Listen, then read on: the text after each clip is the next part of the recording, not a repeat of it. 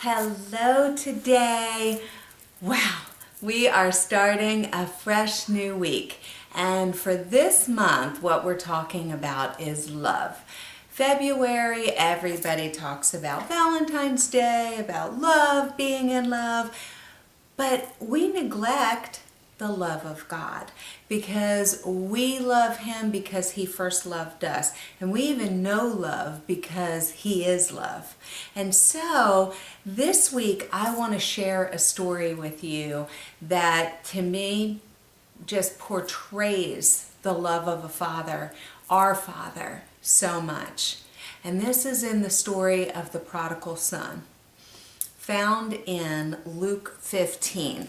So what I want to do, because everybody does not know the Bible, so I don't want to assume that everybody knows this story. So I want to read you the story today, and then we are going to break this down nugget by nugget through this week. And I'm praying that by the end of this week, you get such an amazing revelation of the love of your Father for you that nobody will ever be able to talk you out of it. This was life-changing to me, and I pray it is for you as well. The prodigal son, it says, then he said, now this is Jesus, and he's telling this story. Jesus is the image of God. He is God. The fullness of God abides in Jesus. So this is God through Jesus telling this story. A certain man had 2 sons. The younger of them inappropriately said to his father, this is out of the Amplified, "Father, give me the share of the property that falls to me." So he divided the estate between them, the 2 sons. A few days later, the younger son gathered together everything that he had, and he traveled to a distant country, and there he wasted his fortune in reckless and immoral living. Now, when he had spent everything, a severe famine occurred in that country, and he began to do without and be in need. So he went and forced himself on one of the citizens of that country, who sent him into the field to feed pigs. He would have gladly eaten the carob pods that the pigs were eating, but they could not satisfy his hunger, and no one was giving anything to him. But when he finally came to his senses, he said, "How many of my father's hired men have more than enough food while I am dying here of hunger? I will get up and I will go to my father, and I will say to him, 'Father, I have sinned against heaven and in your sight. I am no longer worthy to be called your son. Just treat me like one of your hired men.' So he got up and he came to his father. But while he was still a long way off, his father saw him and was moved with compassion for him. And he ran and he embraced him and he kissed him.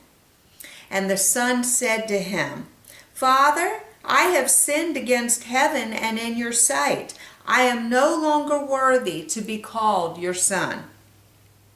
But the father said to the servants, 'Quickly bring out the best robe for the guest of honor and put it on him, and give him a ring for his hand and sandals for his feet, and bring the fattened calf and slaughter it, and let us invite everyone and feast and celebrate. For this son of mine was as good as dead and is alive again. He was lost and has been found.' So they began to celebrate. Now, his older son was in the field, and when he approached the house, he heard music and dancing. So he summoned one of the servants and began asking what this celebration meant. And he said to him, 'Your brother has come, and your father has killed the fattened calf, because he has received him back safe and sound.' But the elder brother was angry and deeply resentful, and was not willing to go in. And his father came out and began pleading with him. But he said to his father, "Look, these many years I have served you, and I have never neglected or disobeyed your command. Yet you have never given me so much as a young goat so that I might celebrate with my friends. But when this other son of yours arrives, who has devoured your estate with immoral women, you slaughtered that fattened calf for him." The father said to him, "Son, you are always with me, and all that is mine is yours. But it was fitting to celebrate and rejoice, for this brother of yours was as good as dead and has begun to live. He was lost and has been found." That story is the perfect picture of our Father's love for us. And you say, "Well, I'm not a prodigal. I'm not a prodigal." Well, yes, you once were.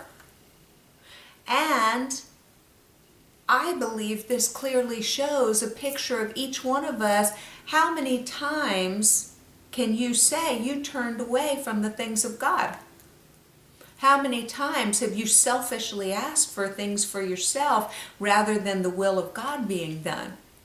How many times have you sought your own rather than seeking first the kingdom of God? This is not to bring condemnation, but this is to say this story is about you and it's about me. And today we need to embrace and go, wow, let's look at the love of a father for a son who completely turned his back on him. Let's see the way that this father truly showed love to the son.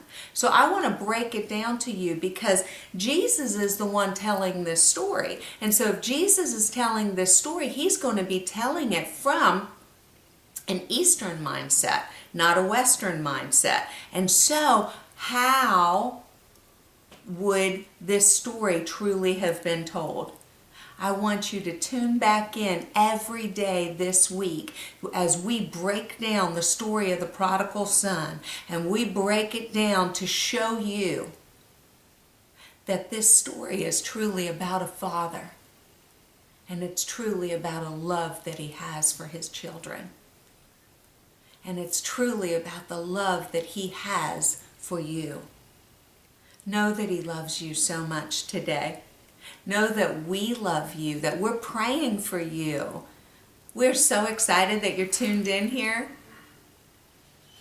We have a guest today on the radio program, and I pray that you got to watch it. Listen to it, but if you didn't, go back to fbrn.us and watch the podcast of it. I keep saying watch. Listen to the podcast of it. Continue to send us in your prayer requests, your comments, your suggestions. Let's stay connected to each other and to the vine.